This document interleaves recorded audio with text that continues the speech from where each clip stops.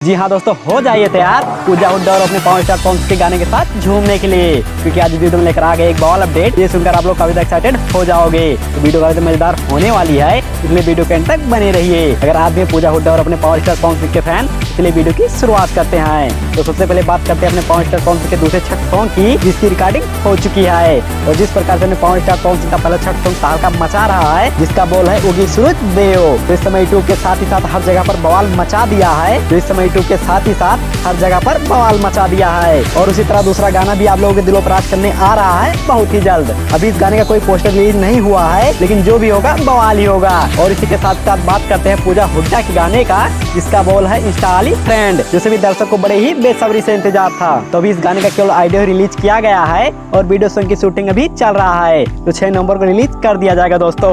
और तहलका मचाने के लिए आ रहा है आप लोगों के भी। और किस चैनल पर अपलोड किया जाएगा उसे जानने के लिए अपने प्यारे प्यारे हाथों से हमारी वीडियो को कर दीजिए लाइक और चैनल को सब्सक्राइब करना मत भूलिएगा। और मिलते हैं नई वीडियो के साथ, तब तक के लिए जय हिंद, जय भोजपुरिया समाज।